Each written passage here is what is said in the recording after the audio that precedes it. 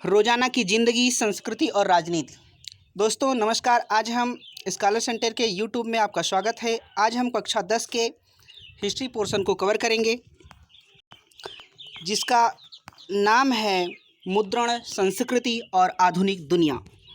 मुद्रित या छपी हुई सामग्री के बगैर दुनिया की कल्पना हमारे लिए कितनी मुश्किल है। हम अपने चारों तरफ जहाँ नज़र दौड़ाएं, हमें कोई न कोई छपी हुई चीज़ दिखाई देगी। किताबें, पत्र पत्रिकाएँ, अखबार, मशहूर तस्वीरों की नकलें, मेज़ पर पड़े नाटक के प्रोग्राम, सरकारी सूचनाएँ, कैलेंडर, डायरी, सड़क के किनारे विज्ञापन और सिनेमा के पोस्टर आदि आदि। हम छपा हुआ साहित्य पढ़ते हैं, पेंटिंग देखते हैं, अखबार पढ़ते हैं और सार्वजनिक दुनिया में चल रहे विवादों का जायज़ा लेते हैं। हम मुद्रित दुनिया के अस्तित्व को मान कर चलते हैं। यह सोचने की भी ज़रूरत नहीं पड़ती कि छपाई के पहले भी एक दुनिया थी। हम शायद ही महसूस करते हैं कि छपाई का अपना एक इतिहास है और इस इतिहास ने हमारे समकालीन समाज को आकार दिया है। यह इतिहास क्या है? समाज में मुद्रित सामग्री कब से चलनी शुरू हुई? आधुनिक दुनिया को बनाने में इसकी क्या भूमिका थी? इस अध्याय में हम मुद्रण के इसी इतिहास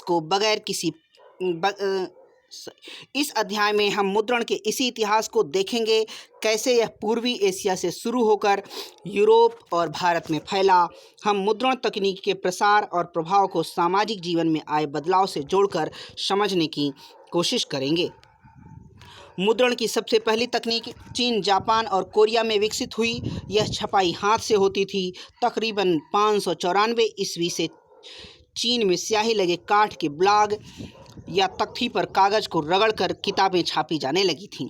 चूँकि पतले छिद्रित कागज़ के दोनों तरफ छपाई संभव नहीं थी, इसलिए पारंपरिक चीनी किताब एकॉर्डियन शैली में किनारों को मोड़ने के बाद सिलकर बनाई जाती थी।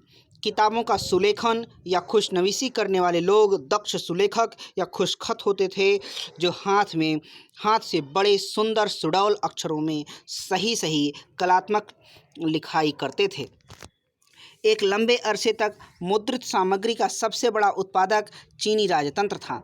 सिविल सेवा परीक्षा से नियुक्त चीन की नौकरशाही भी विशालकाय थी, तो चीनी राजतंत्र इन परीक्षाओं के लिए बड़ी तादाद में किताबें छपवाता था।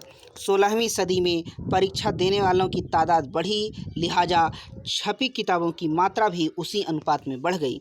17वीं सदी तक आते आते चीन में शहरी संस्कृति के फलने फूलने से छपाई के इस्तेमाल में भी विविधता आई।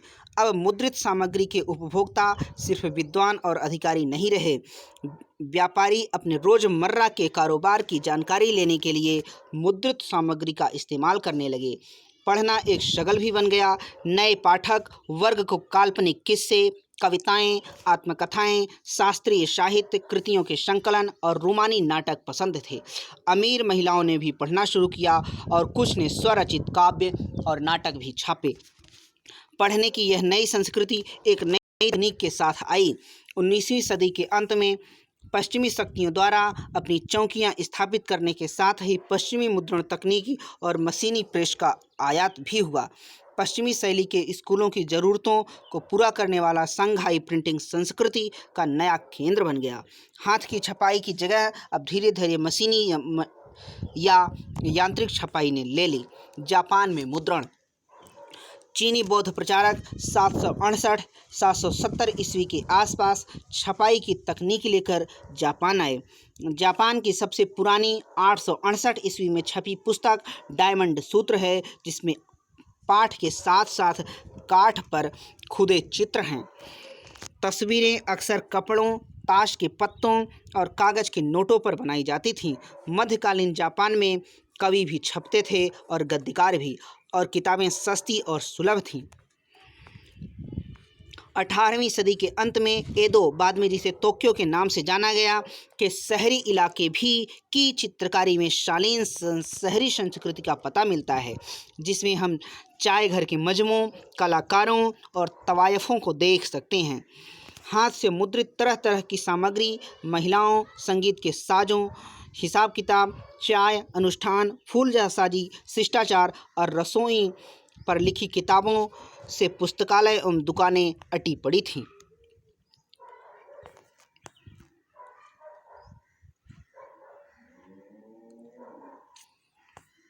यहाँ हम देख लेते हैं कितागावा उतामारो। 1753 ईस्वी में एदो में पैदा हुए उतामारो ने उकियो तैरती दुनिया के चित्र नाम की एक नई चित्रकला शैली में अहम योगदान किए, जिनमें आम शहरी जीवन का चित्रण किया गया।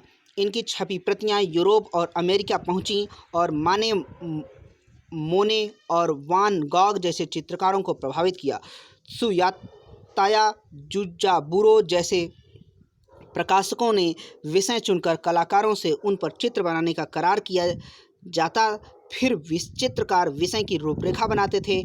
इसके बाद हुनरमंद वुड ब्लॉक शिल्पी चित्रकार द्वारा बनाई गई रूपरेखा को तख्ती पर चिपकाकर उसकी आकृति को उकेर लेते थे। इस प्रक्रिया में मूल आरेख तो गायब हो जाता था, पर उसकी छपी नकल बच जाती थी। यूरोप में मुद्रण का आना।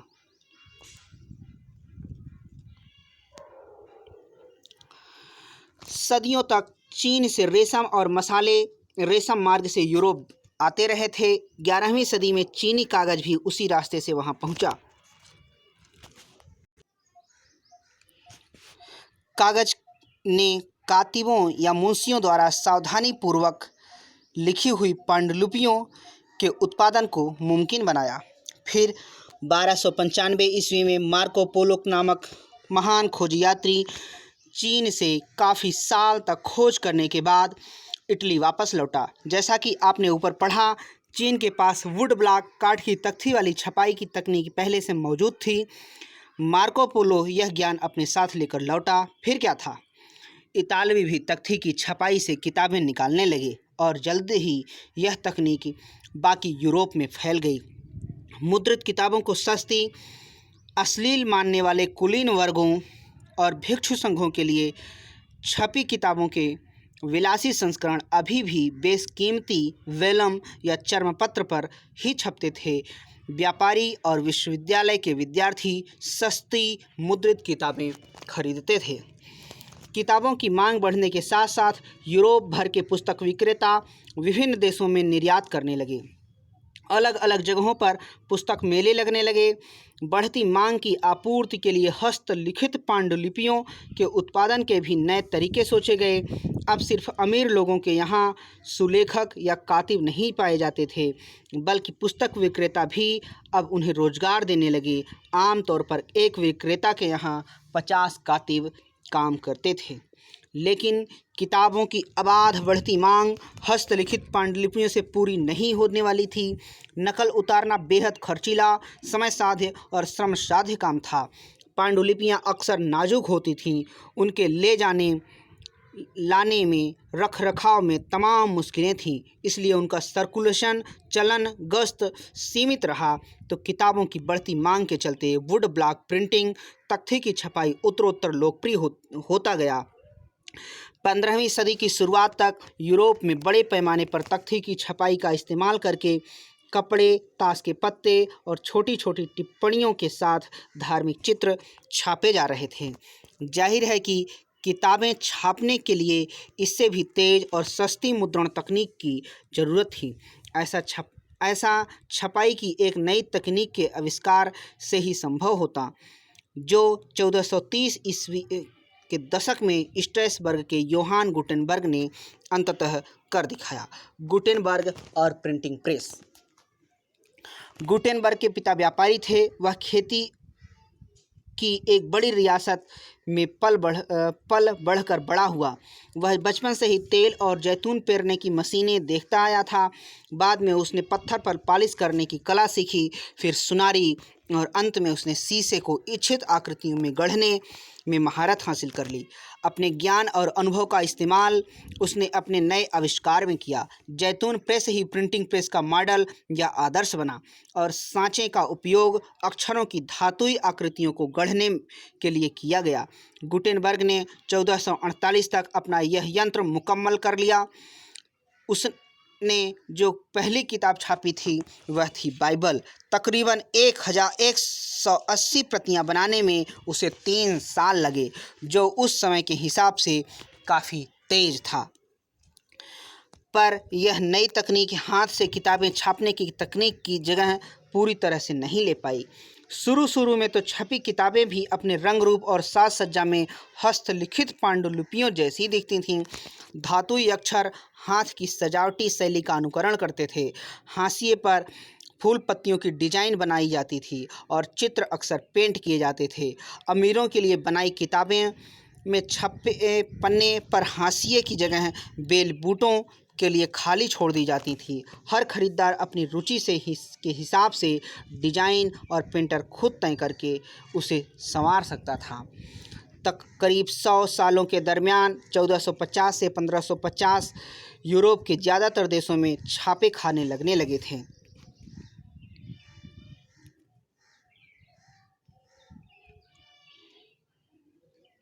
जर्मनी के प्रिंटर या मुद्रक दूसरे देश जाकर नए छापे खाने खुलवाया करते थे।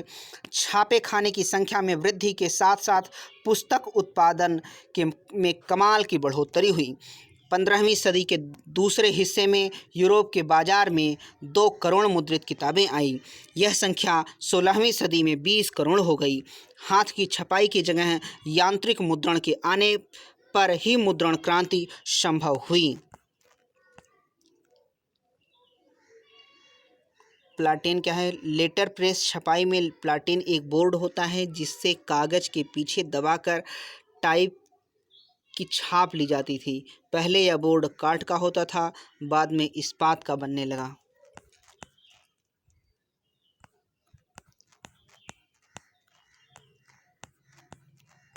मुद्रण क्रांति और उसका असर।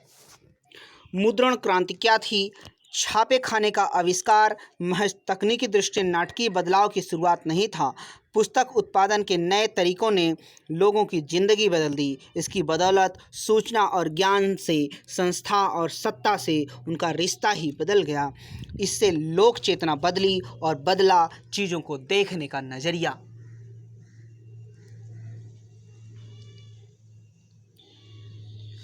नया पाठक वर्ग। छापे खाने के आने के बाद नया पाठक वर्ग पैदा हुआ।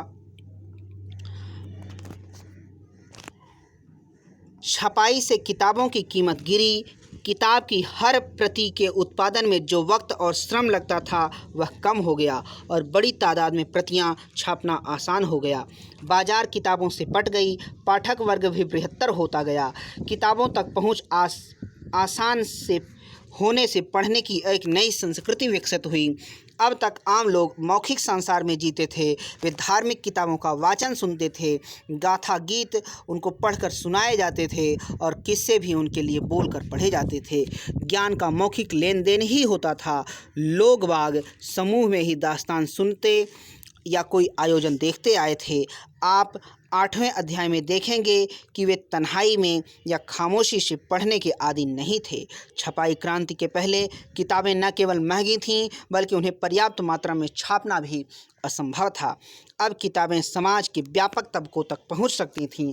अगर पहले ही जनता श्रोता थी तो यह कह सकते हैं कि अब पाठक जनता अस्तित्व में आई। लेकिन यह संक्रमण सरल नहीं था। किताबें सिर्फ साक्षर ही पढ़ सकते थे और यूरोप के अधिकांश देशों में 20वीं सदी तक साक्षरता की दर सीमित थी। प्रकाशकों के लिए यह के सवाल था कि लोगों में छपी किताब के प्रति दिलचस्पी कैसे जगाएं। इसके लिए उन्हें मुद्रित कृति की व्यापक पहुंच का ध्यान रखना था। जो पढ़ नहीं पाते थे वे भी बोलकर पढ़े गए को सुनकर उसका लुत्फ़ तो उठाते ही थे। इसलिए मुद्रकों ने लोकगीत और लोक कथाएँ छापनी शुरू कर दी और ऐसी किताबें आमतौर पर तस्वीरों से खूब सजी धजी यानी सचित्र होती थीं। फिर इन्हें सामूहिक ग्रामीण सभाओं में या शहरी शराब घरों में गाया सुनाया जाता था। इस तरह मौखिक संस्कृति मुद्रित संस्कृति में दाखिल हुई और छपी सामग्री मौखिक अंदाज में प्रसारित हुई। मौखिक और मुद्रित संस्कृतियों के बीच की विभाजक रेखा धुंधली पड़ गई। श्रोता और पाठक वर्ग एक दूसरे से घुल मिल गए। धार्मिक विवाद और प्रिंट का डर। छापे खाने से विचारों के व्यापक प्रचार प्रसार और बहस मुबाहिसे के द्वार खुले। स्थापित सत्ता के विचारों से असहमत होने वाले लोग भी अब अपने विचारों को छापकर उन्हें फैला सकते थे। छपे हुए संदेश के जरिए वे लोगों को अलग ढंग से सोचने के लिए मना सकते थे या कोई कार्रवाई करने के लिए प्रेरित कर सकते थे। जाहिर है कि इस बात का जीवन के कई क्षेत्रों में गंभीर महत्व था। हर कोई मुद्रित किताब को लेकर खुश नहीं था। जिन्होंने इसका स्वागत भी किया, उनके मन में इसको लेकर कई तरह के डर थे। कई लोगों को छपी किताब के व्यापक प्रचार और प्रसार शब्द की सुगमता को लेकर यह आशंका थी कि न जाने इसका आम लोगों के जेहन पर क्या असर हो। भय था कि अगर छपे हुए और पढ़े जा रहे पर कोई नियंत्रण न होगा तो लोगों में बागी और अधार्मिक विचार पनपने लगेंगे। अगर ऐसा हुआ तो मूल्यवान साहित्य की सत्ता ही नष्ट हो जाएगी। धर्मगुरुओं और सम्राटों तथा कई लेखकों एवं कलाकारों द्वारा व्यक्त की गई यह चिंता नव मुद्रित और नव प्रसारित साहित्य की व्यापक आलोचना का आधार बनी। आइए देखें जीवन के एक क्षेत्र धर्म क्षेत्र में इसका क्या असर हुआ। धर्म सुधारक मार्टिन लूथर ने रोमन कैथोलिक चर्च की कुरीतियों की आलोचना करते हुए अपने 95 स्थापनाएं लिखीं। इसकी एक छपी प्रति विटेनबर्ग के गिरजाघर के दरवाजे पर टांगी गई। इसमें लूथर के चर्च को शास्त्रार्थ के लिए चुनौती दी थी। जल्द ही लूथर की लेख बड़ी तादाद में छापे और पढ़े जाने लगे। इसके नतीजे में चर्च में विभाजन हो गया और प्रोटेस्टेंट धर्म सुधार की शुरुआत हुई। कुछ ही हफ्तों में न्यू टेस्टामेंट के लूथर के तर्जुमे या अनुवाद की 5000 प्रतियां बिक गईं और 3 महीने के अंदर दूसरा संस्करण निकालना पड़ा। प्रिंट के प्रति तहे दिल से कृतज्ञ लूथर ने कहा, मुद्रण ईश्वर की दी हुई महानतम देन है, सबसे बड़ा तोहफा। कई इतिहासकारों का यह ख्याल है कि छपाई ने नया बौद्धिक माहौल बनाया और इसमें धर्म सुधार आंदोलन के नए विचारों के प्रसार में मदद मिली। मुद्रण और प्रतिरोध। छपे हुए लोकप्रिय साहित्य के बल पर कम शिक्षित लोग धर्म की अलग अलग व्याख्याओं से परिचित हुए। 16वीं सदी की इटली के एक किसान मेनोकियो ने अपने इलाके में उपलब्ध किताबों को पढ़ना शुरू कर दिया था। उन किताबों के आधार पर उसने बाइबल के नए अर्थ लगाने शुरू कर दिए और उसने ईश्वर और सृष्टि के बारे में ऐसे विचार बनाए कि रोमन कैथोलिक चर्च उनसे क्रुद्ध हो गया। ऐसे धर्म विरोधी विचारों को दबाने के लिए रोमन चर्च ने जब इक्विजिशन धर्मद्रोहियों को दुरुस्त करने वाली संस्था शुरू किया तो मोनोकियो को 2 बार पकड़ा गया और आखिरकार उसे मौत की सजा दे दी गई। धर्म के पास ऐसे पाठ और उस पर उठाए गए जा रहे सवालों से परेशान रोमन चर्च ने प्रकाशकों और पुस्तक विक्रेताओं पर कई तरह की पाबंदियां लगाईं और 1558 ईस्वी से प्रतिबंधित किताबों की सूची रखी जाने लगी।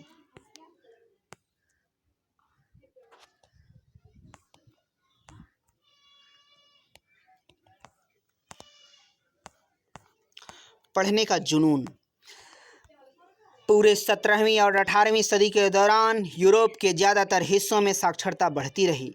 अलग अलग संप्रदाय के चर्चों ने गांवों में स्कूल स्थापित किए और किसानों कारीगरों को शिक्षित करने लगे। 18वीं सदी के अंत तक यूरोप के कुछ हिस्सों में तो साक्षरता दर 60 से 80% तक हो गई।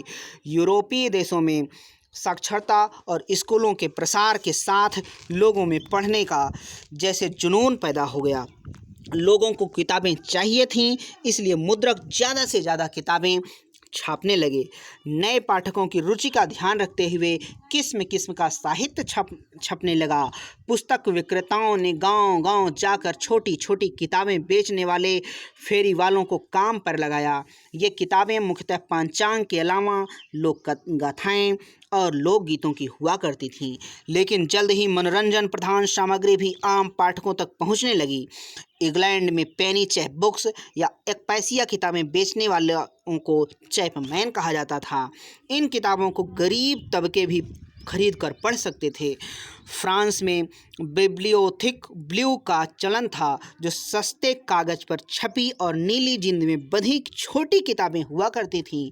इसके अलावा 4-5 पन्ने की प्रेम कहानियाँ थीं और अतीत की थोड़ी गाथाएं थीं जिन्हें इतिहास कहते थे।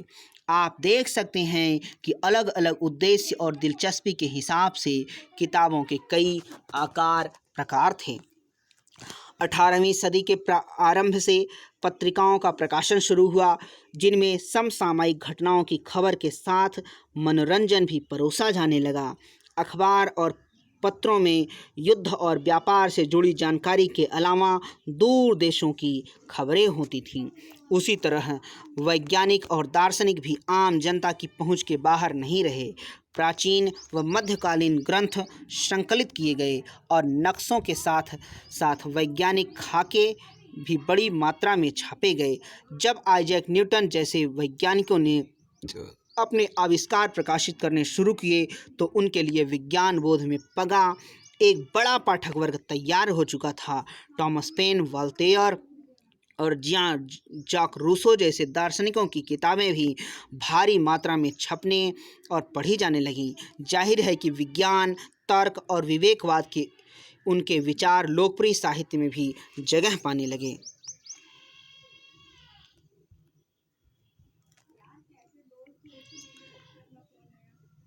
1791 में लंदन के एक प्रकाशक जेम्स लॉकिंगटन ने अपनी डायरी में लिखा, पिछले 20 सालों में किताबों की बिक्री में आमतौर पर बेतहाशा वृद्धि हुई है। गरीब किस्म के किसान या गांव के जो लोग पहले अपनी शामें डायन, जोगिन और भूत प्रेत की कहानियां सुनते हुए बिताते थे, अब अपनी संतानों द्वारा पढ़े गए रोमानी या अन्य किस्सों को सुनने का आनंद लेते हुए जाड़ों की रातों को छोटी करने लगे हैं। अगर जॉन शहर जा रहा है तो उसे सख्त हिदायत की जाएगी कि वह पेरेग्रिन पिकल्स एडवेंचर लेकर आए, और अगर डॉली अंडे बेचने जा रही है तो उसे कहा जाता है कि वह the history of Joseph Andrews लेकर ही वापस लौटे।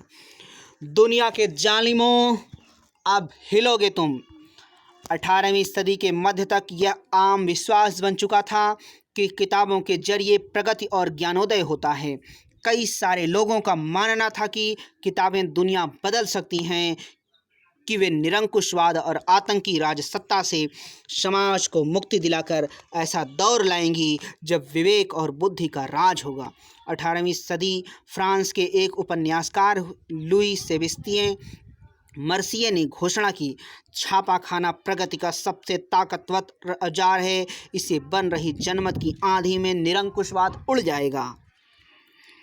मर्सिये के उपन्यासों में नायक अक्सर किताबें पढ़ने से बदल जाते हैं। वे किताबें घोंटते हैं, किताबों की दुनिया में जीते हैं और इसी क्रम में ज्ञान प्राप्त कर लेते हैं। ज्ञानोदय को लाने और निरंकुशवाद के आधार को नष्ट करने में छापे खाने की भूमिका के बारे में आश्वस्त मर्सिये ने कहा, हे निरंकुशवादी शासकों, अब तुम्हारे कांपने का वक्त आ गया है। आभासी लेखक की कलम के जोर के आगे तुम हिल उठोगे। मर्सिये ने अपनी किताब में छपे शब्द की ताकत को यूं बयान किया है, अगर किसी ने मुझे पढ़ते हुए देखा होगा तो उसने मुझे उस प्यासे की तरह पाया होगा जो शुद्ध ताज़ा पानी मिलने पर गट गट पीने लगता है। बड़े एहतियात से लालटेन जलाने के बाद मैं खुद को किताबों में डुबो देता था और वाक और अर्थ के प्रवाह में मैं पन्ना दर पन्ना बहता चला जाता था। अनायास और अनजान खामोशी के साए में घड़ियाल हर घंटे बजता चला जाता था, पर मुझे सुनाई नहीं पड़ता था। तेल खत्म होने से मेरी लालटेन की लौ पीली पड़ने लगती थी, पर मैं था कि पढ़ता जाता। मैं बत्ती उठाने की जहमत भी नहीं लेता था कि मेरे आनंद में व्यवधान न पड़े, और वे नए विचार किस वेग से मेरे सिर में घुसते थे, मेरी बुद्धि कैसे उन्हें आत्मसात करती थी।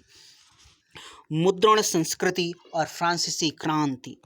कई इतिहासकारों का मानना है कि मुद्रण संस्कृति ने फ्रांसीसी क्रांति के लिए अनुकूल परिस्थितियां रचीं। क्या हम दोनों में ऐसा संबंध बना सकते हैं? मूलतः 3 तरह के तर्क देखने लायक हैं। पहला, छपाई के चलते ज्ञानोदय के चिंतकों के विचारों का प्रसार हुआ। उनके लेखन ने कुल मिलाकर परंपरा, अंधविश्वास और निरंकुशवाद की आलोचना पेश की। उन्होंने रीति रिवाजों की जगह विवेक के शासन पर बल दिया और मांग की कि हर चीज को तर्क और विवेक की कसौटी पर ही कसा जाए। उन्होंने चर्च की धार्मिक और राज्य की निरंकुश सत्ता पर प्रहार करके परंपरा पर आधारित सामाजिक व्यवस्था को दुर्बल कर दिया। वाल्तेयर और रूसो के लेखन का व्यापक पाठक वर्ग था और उनके पाठक एक नए आलोचनात्मक, सवालिया और तार्किक नज़रिए से दुनिया को देखने लगे थे। दूसरा, छपाई ने वाद विवाद की नई संस्कृति को जन्म दिया। सारे पुराने मूल्य, संस्थाओं और कायदों पर आम जनता के बीच बहस मुबाहिसे हुए और उनके पुनर्मूल्यांकन का सिलसिला शुरू हुआ।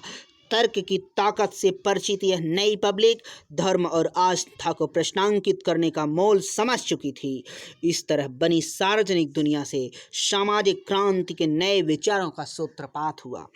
तीसरा, 1780 के दशक तक राजशाही और उसकी नैतिकता का मजाक उड़ाने वाले साहित्य का ढेर लग चुका था। इस प्रक्रिया में सामाजिक व्यवस्था को लेकर तमाम सवाल खड़े किए गए। कार्टूनों और कैरिकेचरों में यह भाव उभरता था कि जनता तो मुश्किलों में फंसी है जबकि राजशाही भोग विलास में डूबी हुई है। भूमिगत घूमने वाले इस साहित्य ने लोगों को राजतंत्र के खिलाफ भड़काया। हम इन तर्कों को कैसे समझें?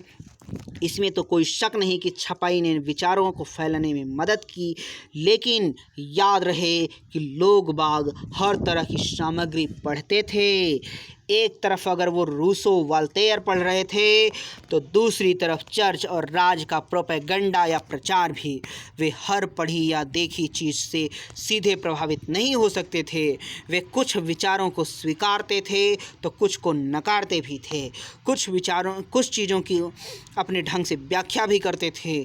इस तरह मुद्रण ने उनके मानस को सीधे तौर पर भले ही नहीं रचा हो, पर इसने अलग ढंग से सोचने की संभावनाएं जरूर खोली। 19वीं सदी में यूरोप में जन साक्षरता की दिशा में लंबी लंबी छलांगें लगाईं, जिसके बूते महिलाओं और बच्चों के रूप में बड़ी मात्रा में नया पाठक वर्ग तैयार हुआ। बच्चे, महिलाएं और मजदूर। 19वीं सदी के आखिर से प्राथमिक शिक्षा के अनिवार्य होने के चलते बच्चे पाठकों की एक अहम श्रेणी बन गए। प्रकाशन उद्योग के लिए पाठ्य पुस्तकों का उत्पादन महत्वपूर्ण हो गया। फ्रांस ने 1857 में सिर्फ बाल पुस्तकें छापने के लिए एक प्रेस या मुद्रणालय स्थापित किया गया। इस प्रेस में पुरानी और नई दोनों तरह की परिकथाओं, लोक कथाओं का प्रकाशन किया गया। जर्मनी के ग्रिम बंधुओं ने बरसों लगाकर किसानों के बीच से लोक कथाएं जमा की, जिनके द्वारा एकत्रित सामग्री का संपादन हुआ। फिर कहानियों को अंततः 1812 में के एक संकलन में छापा गया। बच्चों के लिए अनुपयुक्त सामग्री या जो चीज़ें कुलीन वर्गों को अश्लील लगती थीं, उन्हें प्रकाशित संस्करण में शामिल नहीं किया जाता था। इस तरह पुरानी ग्रामीण लोक कथाओं को नया रूप मिला। छपने से वे दर्ज तो हुईं, पर इस प्रक्रिया में बदल भी गईं। महिलाएं पाठिका और लेखिका की भूमिका में ज़्यादा अहम हो गईं। पेनी मैगजीन्स या एक पैसिया पत्रिकाएं खास तौर पर उन्हीं के लिए होती थीं, वैसे ही जैसे कि सही चाल चलन और गृहस्थी सिखाने वाली निर्देशिकाएं। 19वीं सदी में जब उपन्यास छपने लगे तो महिलाएं उनका अहम पाठक बन गईं। मशहूर उपन्यासकारों में लेखिकाएं अग्रणी थीं। जेन ऑस्टिन, ब्रांट बहनें, जॉर्ज इलियट आदि। उनके लेखन से नई नारी की परिभाषा उभरी, जिसका व्यक्तित्व सुदृढ़ था, जिसमें गहरी सूझबूझ थी और जिसका अपना दिमाग था, अपनी इच्छा शक्ति थी। 17वीं सदी से ही किराए पर किताब देने वाले पुस्तकालय अस्तित्व में आ गए थे। 19वीं सदी के इंग्लैंड में ऐसे पुस्तकालयों का उपयोग सफ़ेद कॉलर मजदूरों, दस्तकारों और निम्न वर्गीय लोगों को शिक्षित करने के लिए किया गया। काम के दिन के छोटे होने के बाद मजदूरों को अपने सुधार और आत्म अभिव्यक्ति के लिए थोड़ा वक्त मिलने लगा। उन्होंने बड़ी संख्या में राजनीतिक पर्चे और आत्मकथाएं लिखीं। नए तकनीकी परिष्कार।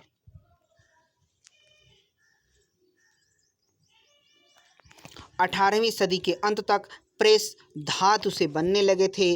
पूरी 19वीं सदी के दौरान छापे खाने की तकनीक में लगातार सुधार हुए। 19वीं सदी तक मध्य तक न्यूयॉर्क के रिचर्ड एम हो ने शक्ति चालित बेलनाकार प्रेस को कारगर बना लिया था। इससे प्रति घंटे 8000 शीट या ताव छप सकते थे। सदी के अंत तक ऑफसेट प्रेस आ गया था, जिससे एक साथ 6 रंग की छपाई मुमकिन थी। 20वीं सदी के शुरू से ही बिजली से चलने वाले प्रेस के बल पर छपाई का काम बड़ी तेजी से होने लगे। एक दो और चीज़ें हुई। कागज़ डालने की विधि में सुधार हुआ, प्लेट की गुणवत्ता बेहतर हुई, स्वचालित पेपर रील और रंगों के लिए फोटो विद्युतीय नियंत्रण भी काम में आने लगे। इस तरह कई छोटी छोटी मशीनी इकाइयों में कुल सुधार की बदौलत छपे हुए पन्ने का रंग रूप ही बदल गया। मुद्रकों और प्रकाशकों ने अपने उत्पाद बेचने के नए गुर अपनाए। 19वीं सदी की पत्रिकाओं ने उपन्यासों को धारावाहिक छापा, जिससे उपन्यास लिखने की एक खास शैली विकसित हुई। इंग्लैंड में 1920 के दशक में लोकप्रिय किताबें एक सस्ती श्रृंखला शिलिंग श्रृंखला के तहत छापी गईं। किताबों की जिल्द का आवरण या डस्ट कवर भी 20वीं सदी की तकनीक की नवयत है। 1930 की आर्थिक मंदी के आने से प्रकाशकों को किताबों की बिक्री गिरने का भय हुआ। लिहाजा पाठकों की जेब का ख्याल रखते हुए उन्होंने सस्ते पेपर बैग या अजिल्द संस्करण छापे। छपी हुई सूचनाएं और इश्तेहार सड़कों की दीवारों, प्लेटफॉर्म और सार्वजनिक इमारतों में लगाए जाते थे। ये हम देख सकते हैं इंग्लैंड का एक रेलवे स्टेशन पर लगे विज्ञापन अल्फ्रेड कॉनकेन द्वारा बनाया गया लिथोग्राफ 1874 का है। अब भारत का मुद्रण संसार। आइए देखें कि भारत में छपाई कब शुरू हुई और मुद्रण युग के पहले यहाँ सूचना और विचार कैसे लिखे जाते थे। मुद्रण युग से पहले की पांडुलिपियाँ। भारत में संस्कृति, अरबी, फारसी और विभिन्न क्षेत्रीय भाषाओं में हस्तलिखित पांडुलिपियों की पुरानी और समृद्ध परंपरा थी। पांडुलिपियाँ ताड़ के पत्तों या हाथ से बने कागज़ पर नकल कर बनाई जाती थीं। कभी कभी तो पन्नों पर बेहतरीन तस्वीरें भी बनाई जाती थीं। फिर उन्हें उम्र बढ़ाने के ख्याल से तख्तियों की जिल्द में या सिलकर बांध दिया जाता था। 19वीं सदी के अंत तक छपाई के आने के बाद भी पांडुलिपियाँ छापी जाती रहीं, लेकिन पांडुलिपियाँ नाजुक होती थीं, काफ़ी महंगी थीं। एक तो उन्हें बड़ी सावधानी से पकड़ना होता था, दूसरे लिपियों के अलग अलग तरीके से लिखे जाने के चलते उन्हें पढ़ना भी आसान नहीं था।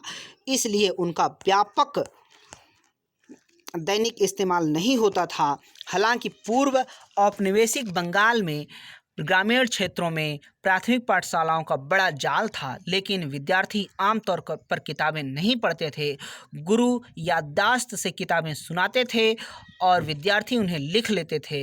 इस तरह कई सारे लोग बिना कोई किताब पढ़े साक्षर बन जाते थे। ये ऋग्वेद के कुछ पन्ने हैं।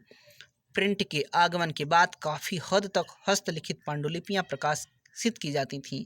यह पांडुलिपि मलयालम भाषा में 18वीं सदी में बनाई गई थी। यहाँ हम देख सकते हैं हाफिज के दीवान के कुछ पन्ने 1824। 14वीं सदी के शायर हाफिज की संपूर्ण शायरी दीवान में संकलित है।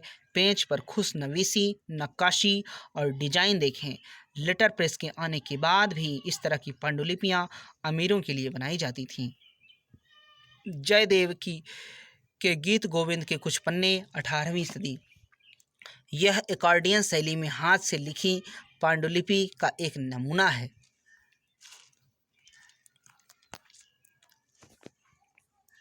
छपाई भारत आई। प्रिंटिंग प्रेस पहल 16वीं सदी में भारत के गोवा में पुर्तगाली धर्म प्रचारकों के साथ आया। जेसुइट पुजारियों ने कोंकणी सीखी और कई सारी पुस्तिकाएं छापी। 1664 ईस्वी तक कोंकणी और कन्नड़ भाषाओं में लगभग 50 किताबें छप चुकी थीं। कैथोलिक पुजारियों ने 1579 में कोचीन में पहली तमिल किताब छापी और 1773 में पहली मलयालम किताब छापने वाले भी वही थे। डच प्रोटेस्टेंट धर्म प्रचारकों ने 32 तमिल किताबें छापीं, जिनमें से कई पुरानी किताबों का अनुवाद थीं। अंग्रेजी भाषी प्रेस भारत में काफ़ी देर तक विकास नहीं कर पाया था। यद्यपि इंग्लिश ईस्ट इंडिया कंपनी ने 17वीं सदी के अंत तक छापे खाने का आयात शुरू कर दिया था। जेम्स ऑगस्टस हिक्की ने 1780 से बंगाल गजट नामक एक साप्ताहिक पत्रिका का संपादन शुरू किया, जिसने खुद को यूं परिभाषित किया: हर किसी के लिए खुली एक व्यावसायिक पत्रिका जो किसी के प्रभाव में नहीं है। यानी यह पत्रिका भारत में प्रेस चलाने वाले औपनिवेशिक शासन से आज़ाद निजी अंग्रेजी उद्यम थी और इसे अपनी स्वतंत्रता पर अभिमान था। हिक्की ढेर सारे विज्ञापन छापता था, जिनमें दासों की बिक्री से जुड़े इश्तेहार भी शामिल थे, लेकिन साथ ही वह भारत में कार्यरत वरिष्ठ अंग्रेज अधिकारियों से जुड़ी गपबाजी भी छापता था। इससे नाराज होकर गवर्नर जनरल वारेन हेस्टिंग्स ने हिक्की पर मुकदमा कर दिया और ऐसे सरकारी आश्रय प्राप्त अखबारों के प्रकाशन को प्रोत्साहित करना शुरू कर दिया जो औपनिवेशिक राज की छवि पर होते हमलों से इसकी रक्षा कर सकें। 18वीं सदी के अंत तक कई सारी पत्र पत्रिकाएं छपने लगीं। कुछ हिंदुस्तानी भी अपने अखबार छापने लगे थे। ऐसे प्रयासों में पहला था राजा राम मोहन राय के करीबी रहे गंगाधर भट्टाचार्य द्वारा प्रकाशित बंगाल गजट। यहाँ पे हम स्रोत ग देख लेते हैं। विलियम बोल्ट्स नामक व्यक्ति को 1768 ईस्वी में भी इस तरह की सूचना कलकत्ता के सार्वजनिक इमारत में टांगने की जरूरत महसूस हुई। जनसाधारण के लिए मिस्टर बोल्ट्स पब्लिक को यह बताने के लिए कि इस तरीके का सहारा ले रहे हैं कि चूंकि शहर में छापे खाने की घोर कमी से नुकसान होता है, इसलिए वे उस व्यक्ति का हर संभव उत्साहवर्धन करेंगे जो छपाई में माहिर हो। पर जल्द ही बोल्ट्स महोदय इंग्लैंड चले गए और यह वादा हवा में लटका रहा। धार्मिक सुधार और सार्वजनिक बहसें। जैसा कि आप जानते हैं कि 19वीं सदी की शुरुआत से ही धार्मिक मसलों को लेकर बहसों का बाजार गर्म था। अलग अलग समूह औपनिवेशिक समाज में हो रहे बदलावों से जूझते हुए धर्म की अपनी व्याख्या पेश कर रहे थे। कुछ तो मौजूदा रीति रिवाजों की आलोचना करते हुए उनमें सुधार चाहते थे, जबकि कुछ अन्य समाज सुधारकों के तर्कों के खिलाफ खड़े थे। ये सारे वाद विवाद प्रिंट में सरेआम पब्लिक में हुए। छपी हुई पुस्तिकाओं और अखबारों ने न केवल नए विचारों का प्रचार प्रसार किया, बल्कि उन्होंने बहस की नई शक्ल भी तय की। इन बहसों में व्यापक जन समुदाय भी हिस्सा ले सकता था, अपने मत जाहिर कर सकता था। इस तरह के मतांतर से नए विचार उभरे।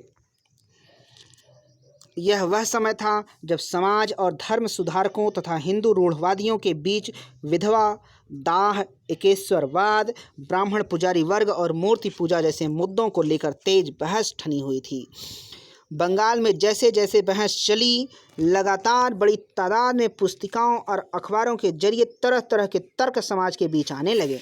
ज़्यादा से ज़्यादा लोगों तक पहुंचने के ख्याल से इन्हें आम बोलचाल की भाषा में छापा गया। राम मोहन राय ने 1821 से संवाद कौमुदी प्रकाशित किया और रूढ़िवादियों ने उनके विचारों से टक्कर लेने के लिए समाचार चंद्रिका का सहारा लिया। 2 फारसी अखबार जामे जहांनामा और शम्सुल अखबार भी 1882 में प्रकाशित हुए। उत्तर भारत में उलमा मुस्लिम राजवंशों के पतन को लेकर चिंतित थे। उन्हें डर था कि कहीं औपनिवेशिक शासक धर्मांतरण को बढ़ावा न दें, मुस्लिम कानून न बदल डालें इससे निपटने के लिए उन्होंने सस्ते लिथोग्राफी प्रेस का इस्तेमाल करते हुए धर्म ग्रंथों के फारसी या उर्दू अनुवाद छापे और धार्मिक अखबार तथा गुटके निकाले। सन 1867 ईस्वी में स्थापित देवबंद सेमिनरी ने मुसलमान पाठकों को रोज़मर्रा का जीवन जीने का सलीका और इस्लामी सिद्धांतों के मायने समझाते हुए हजारों फतवे जारी किए। पूरी 19वीं सदी के दौरान कई इस्लामी संप्रदाय और सेमिनरी पैदा हुए। धर्म को लेकर सबकी अपनी अपनी व्याख्याएं थी। हर कोई अपना संप्रदाय बढ़ाना चाहता था और दूसरों के असर को काटना चाहता था। हिंदुओं के बीच भी छपाई, खास तौर पर स्थानीय भाषाओं में धार्मिक पढ़ाई को काफ़ी बल मिला। तुलसीदास की 16वीं सदी की किताब रामचरितमानस का पहला मुद्रित संस्करण 1810 में कलकत्ता से प्रकाशित हुआ। 19वीं सदी के मध्य तक सस्ते लिथोग्राफी संस्करण से उत्तर भारत का बाजार पट गया। लखनऊ के नवल किशोर प्रेस और बम्बई के श्री वेंकटेश्वर प्रेस में अनेक भारतीय भाषाओं में अनगिनत धार्मिक किताबें छपीं। मुद्रित और लाने ले जाने में आसान होने के कारण आस्थावान इन्हें कहीं भी किसी भी समय पढ़ सकते थे। इन्हें अनपढ़ लोगों की बड़ी बड़ी भीड़ में बोल बोल कर भी पढ़ा जा सकता था। मतलब यह है कि धार्मिक पुस्तकें बड़ी तादाद में व्यापक जन समुदाय तक पहुंच रही थीं, जिसके चलते विभिन्न धर्मों के बीच और उनके अंदर बहस, मुबाहिसे और विवाद संवाद की नई स्थिति बन गई थी। लेकिन प्रिंट ने समुदाय के बीच सिर्फ मतांतर ही पैदा नहीं किए, बल्कि इसने समुदायों को अंदर से और विभिन्न हिस्सों को पूरे भारत से जोड़ने का भी काम किया। उलमा एक शब्द है जिसका अर्थ है इस्लामी कानून और शरिया के विद्वान। फतवा मीन्स अनिश्चय या असमंजस की स्थिति में इस्लामी कानून जानने वाले विद्वान, सामान्यतः मुफ्ती के द्वारा की जाने वाली वैधानिक घोषणा। अगला टॉपिक अखबार क्यों, ये हम देख लेते हैं, फिर आगे चलते हैं। पूना के कृष्णाजी त्र्यंबक राणाडे मराठी का एक अखबार निकालना चाहते थे जिसमें स्थानीय दिलचस्पी की तमाम उपयोगी खबरों को जगह मिल सके। इसमें सार्वजनिक उपयोगिता, वैज्ञानिक अन्वेषण के अलावा प्राक विद्या, सांख्यिकी, जिज्ञासाओं, देश के विभिन्न हिस्सों के बारे में आम तौर पर और दक्कन पर खास तौर पर जानकारियाँ होंगी। ऐसे तमाम लोगों से मदद और संरक्षण का निवेदन है जो ज्ञान के प्रसार और जन कल्याण के इच्छुक हैं। बॉम्बे टेलीग्राफ एंड कोरियर 6 जनवरी 1849। देसी अखबारों और राजनीतिक सभाओं की वही भूमिका होती है जो इंग्लैंड के हाउस ऑफ कॉमन्स में विपक्ष की होती है, यानी कि वह सरकारी नीतियों की आलोचनात्मक समीक्षा कर लोगों के हित साधने में अक्षम हिस्सों को निकालें और सुधार करें तथा उनको तेज़ी से लागू करने का काम करें। इन सभाओं को चाहिए कि वे देश के खास मुद्दों पर नाना तरह की सूचनाएं जमा करें और क्या संभव और वांछित सुधार है वह बताएं। इन कार्यों का काफ़ी असर होगा। नेटिव ओपिनियन 3 अप्रैल 1870। अब हम लोग देख लेते हैं प्रकाशन के नए रूप।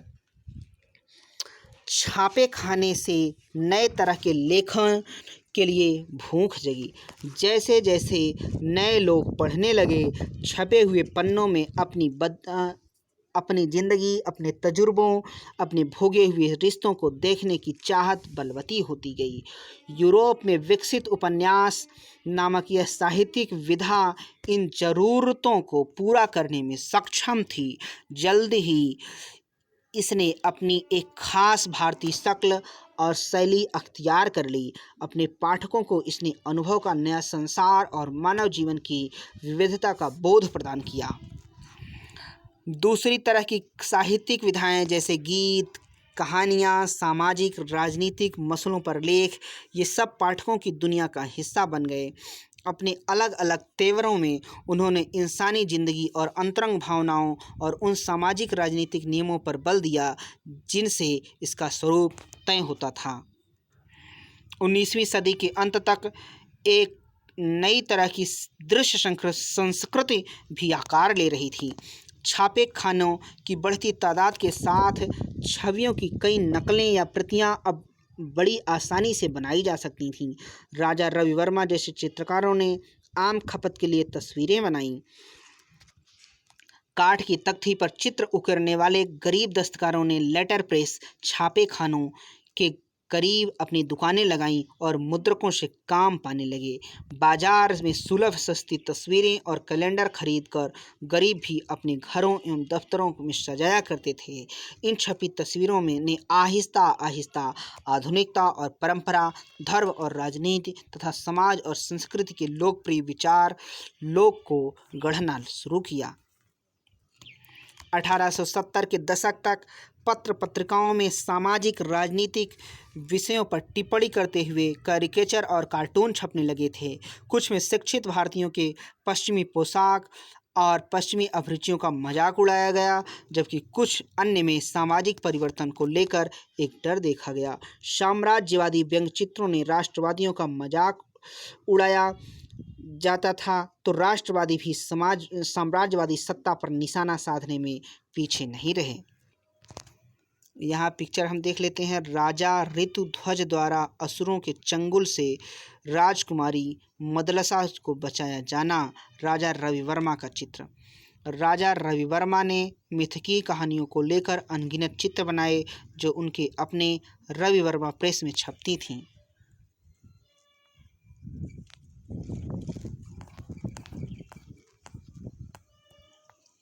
महिलाएं और मुद्रण। महिलाओं की जिंदगी और उनकी भावनाएं बड़ी साफगोई और गहनता से लिखी जाने लगीं, इसलिए मध्यवर्गीय घरों में महिलाओं का पढ़ना भी पहले से बहुत ज़्यादा हो गया। उदारवादी पिता और पति अपने यहाँ औरतों को घर पर पढ़ाने लगे और 19वीं सदी के मध्य में जब बड़े छोटे शहरों में स्कूल बने तो उन्हें स्कूल भेजने लगे। कई पत्रिकाओं ने लेखिकाओं को जगह दी और उन्होंने नारी शिक्षा की ज़रूरत को बार बार रेखांकित किया। उनमें पाठ्यक्रम भी छपता था और ज़रूरत के मुताबिक पाठ्य सामग्री भी, जिसका इस्तेमाल घर बैठे स्कूली शिक्षा के लिए किया जा सकता था। लेकिन सारे परिवार उदार दिल नहीं थे। अनेक परंपरावादी हिंदू मानते थे कि पढ़ी लिखी कन्याएं विधवा हो जाती हैं, और इसी तरह दकियानूसी मुसलमानों को लगता था कि उर्दू के रूमानी अफसाने पढ़कर औरतें बिगड़ जाएंगी। कभी कभार बागी औरतों ने इन प्रतिबंधों को अस्वीकार भी किया। हमें उत्तर भारत के दकियानूसी मुसलमान परिवार की एक ऐसी लड़की की कहानी पता है जिसने गुपचुप ढंग से न सिर्फ पढ़ना सीखा बल्कि लिखा भी। उसके ख़ानदान वाले चाहते थे कि वह सिर्फ अरबी कुरान पढ़े, जो कि उसके पल्ले नहीं पड़ता था। लिहाजा उसने वह ज़बान पढ़ने की जिद की जो उसकी अपनी थी। पूर्वी बंगाल में 19वीं सदी के प्रारंभ में कट्टर रूढ़िवादी परिवार में ब्याही कन्या रस सुंदरी देवी ने रसोई में छिप छिप कर पढ़ना सीखा। बाद में चलकर उन्होंने अमार जीवन नामक आत्मकथा लिखी, जो 1876 में प्रकाशित हुई। यह बंगाली भाषा में प्रकाशित पहली संपूर्ण आत्मकहानी थी। चूँकि सामाजिक सुधारों और उपन्यासों ने पहले ही नारी जीवन और भावनाओं में दिलचस्पी पैदा कर दी थी, इसलिए महिलाओं द्वारा लिखी जा रही आपबीती के प्रति कुतूहल तो था ही। कैलाश बाशिनी देवी जैसी महिलाओं ने 1860 के दशक से महिलाओं के अनुभव पर लिखना शुरू किया। कैसे वे घरों में बंदी और अनपढ़ बनाकर रखी जाती थीं, कैसे वे घर भर के काम का बोझ उठाती हैं और जिनकी सेवा वे करती हैं वही उन्हें कैसे दुत्कारते हैं। आज जो महाराष्ट्र है, वहाँ 1880 के दशक में ताराबाई शिंदे और पंडिता रमाबाई ने उच्च जाति की नारियों की दयनीय हालत के बारे में जो जोश और रोष से लिखा। सामाजिक बंधनों में बंधी औरत के लिए पढ़ने के क्या मायने हैं, इस पर एक तमिल उपन्यास में एक औरत ने लिखा, बहुतेरे कारणों से मेरी दुनिया छोटी है। मेरे जीवन की आधी से ज़्यादा खुशियाँ किताबें पढ़ने से आई हैं। उर्दू, तमिल, बंगाली और मराठी प्रिंट संस्कृति की पहले विकसित हो गई थी, पर गंभीर हिंदी छपाई की शुरुआत 1870 के दशक से हुई। जल्द ही इसका एक बड़ा हिस्सा नारी शिक्षण को समर्पित हुआ। 20वीं सदी के आरंभ में महिलाओं के लिए मुद्रित और कभी-कभी उनके द्वारा संपादित पत्रिकाएं लोकप्रिय हो गईं। इनमें औरतों की तालीम, विधवा जीवन, विधवा विवाह और राष्ट्रीय आंदोलन जैसे मसलों पर लेखनी चलाई गई। कुछ पत्रिकाओं ने महिलाओं को गृहस्थी चलाने और फैशन के नुस्खे बताने के साथ साथ कहानियों और धारावाहिक उपन्यासों के जरिए मनोरंजन परोसा। पंजाबी में भी 20वीं सदी के आरंभ से ही लोकप्रिय लोक साहित्य बड़े पैमाने पर छापा गया। राम चड्ढा ने औरतों को आज्ञाकारी बीवियां बनने की सीख देने के उद्देश्य से अपनी बेस्ट सेलिंग कृति स्त्री धर्म विचार लिखी। खालसा ट्रस्ट सोसाइटी, खालसा पुस्तक सभा ने इसी तरह के संदेश देते हुए सस्ती पुस्तिकाएं छापी। अच्छी औरत बनने के उपदेश को कई बार संवाद के रूप में पेश किया।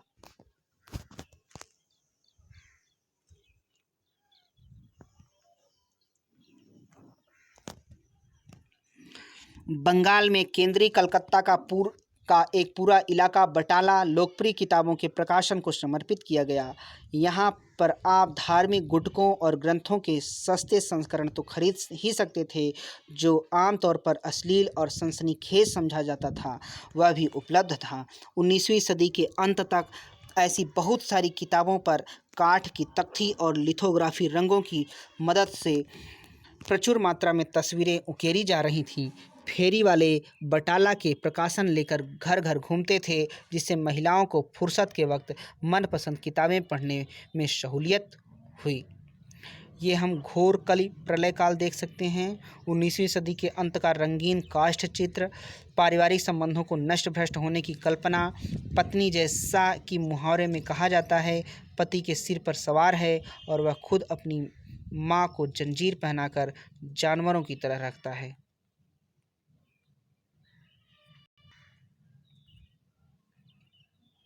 इंडियन सारीवारी का आवरण पृष्ठ। इंडियन सारीवारी 19वीं सदी के अंत में प्रकाशित होने वाले व्यंग और विद्रोह कैरिकेचर विधा के कई पत्रों में से एक था। गौर करें कि साम्राज्यवादी अंग्रेज की छवि ठीक बीचों बीच है। सत्ता और प्रभुता की प्रतिमूर्ति बना वह देसी लोगों को वे क्या करें क्या नहीं इसकी हिदायत दे रहा है। उसके दोनों ओर बैठे देसी जन गुलामों की नत मुद्रा में हैं। भारतीयों को व्यंग चित्रों के अंग्रेजी पत्र द पंच दिखाया जा रहा है। ऐसा लगता है जैसे ब्रिटिश मालिक कह रहे हों, यह सही मॉडल है, जाओ जाकर इसके भारतीय संस्करण निकालो। स्रोत अंग। जानी मानी शिक्षाविद और लेखिका बेगम रोकैया शेखावत हुसैन ने 1926 में बंगाल महिला शिक्षा सम्मेलन को संबोधित करते हुए धर्म के नाम पर महिलाओं को पढ़ने से रोकने के लिए पुरुषों की निंदा की।